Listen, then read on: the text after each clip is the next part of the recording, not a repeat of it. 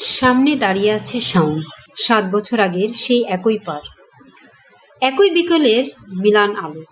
গাছের পাতার ফাঁক দিয়ে নেমে আসা রোদটাও যেন আজ মুনিয়ার কাছে পুরনো কোনো স্মৃতির মতো মনে হচ্ছে। শাওন কিছুক্ষণ চুপ করে মুনিয়ার দিকে তাকিয়ে রইল।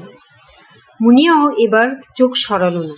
৭ বছর ধরে যে প্রশ্নটা বুকের ভেতর পাথরের মতো চাপা পড়েছিল, আজ সেই প্রশ্নের উত্তর না নিয়ে সে ফিরবে না। মুনিয়া ধীরে ধীরে বলল, তুমি আমাকে এখানে কেন ডেকেছ?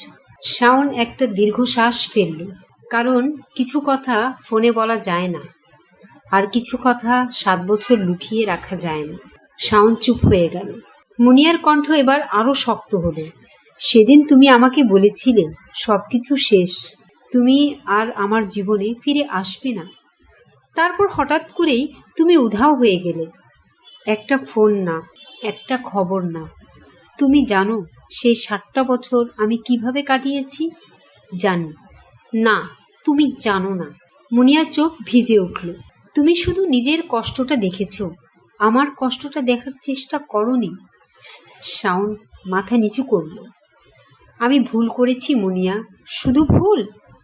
মুনিয়া তীক্ষ্ণ চোখে তাকালো। আমার জীবনটা ওলট পালট করে দিয়ে সেটাকে তুমি ভুল বলছো?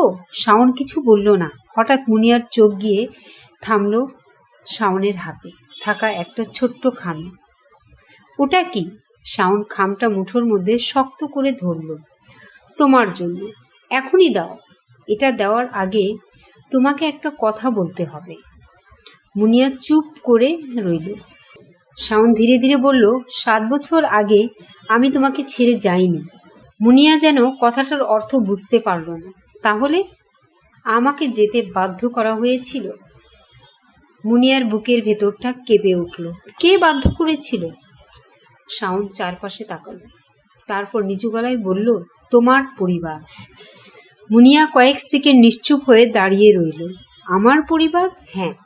তুমি মিথ্যা বলছো। আমি জানতাম তুমি বিশ্বাস করবে না। শাওন খামটা মুনিয়ার দিকে বাড়িয়ে দিল। এই চিঠিটা ৭ বছর আগে তোমার জন্য লেখা হয়েছিল, কিন্তু তোমার কাছে পৌঁছাতে দেওয়া হয়নি। মুনিয়া কাপা হাতে খামটা নিল। খামের উপর তার নাম লেখা, মুনিয়ার জন্য। হাতের লেখাটা দেখেই মুনিয়ার বুক ধক করে উঠল। এটা শাওনের হাতের লেখা। খাম খুলতে গিয়েই তার আঙ্গুল কেঁপে উঠল। চিঠির প্রথম লাইন পড়তে চোখ ঝাপসা হয়ে গেল মুনিয়ার। যদি কোনোদিন তুমি এই চিঠিটা পাও, তাহলে জেনে নিও আমি তোমাকে ছেড়ে যাইনি। এর পরের লাইনগুলো পড়তে পড়তে মুনিয়ার মুখের রং বদলে গেল। শাওন চুপচাপ দাঁড়িয়েছিল। কিছুক্ষণ পর মুনিয়া চিঠিটা নামিয়ে বলল, এটা তুমি আমাকে আগে দিলে না কেন? কারণ আমি নিজেও জানতাম না এটা কোথায় ছিল। মানে? 2 দিন আগে আমার কাছে এটা আসে। কার কাছ থেকে? শাওন উত্তর দেওয়ার আগেই পেছন থেকে একটা নীরব কণ্ঠ ভেসে এলো, আমার কাছ থেকে। মুনিয়া ঘুরে দাঁড়ালো। কয়েক হাত দূরে একজন মহিলা দাঁড়িয়ে আছে।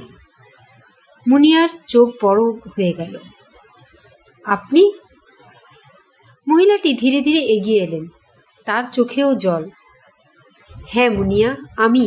মুনিয়া অবিশ্বাসের দৃষ্টিতে তাকিয়ে রইল। আপনি এতদিন কোথায় ছিলেন?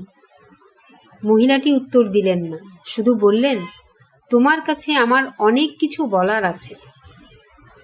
শাওন এবার মুনিয়ার দিকে তাকালো। তুমি সত্যিটা জানতে চেয়েছিলে? আজ সব জানবে। মুনিয়া স্থির হয়ে দাঁড়িয়ে রইল। মহিলাটি ধীরে ধীরে বললেন, ৭ বছর আগে তোমাকে আর শাওনকে আলাদা করার পিছনে শুধু তোমার পরিবার ছিল না, আরও একজন ছিল।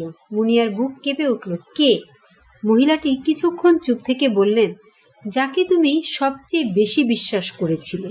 মুনিয়ার মাথায় একের পর এক মুখ ভেসে উঠতে লাগলো, কিন্তু একটি মুখের কাছে এসে তার চিন্তা থেমে গেল। সে ফিসফিস করে বলল, অসম্ভব। শাওন মুনিয়ার দিকে তাকিয়ে বলল, অসম্ভব মনে হলেও সেটাই সত্যি। মুনিয়ার চোখ দিয়ে অশ্রু গড়িয়ে পড়ল।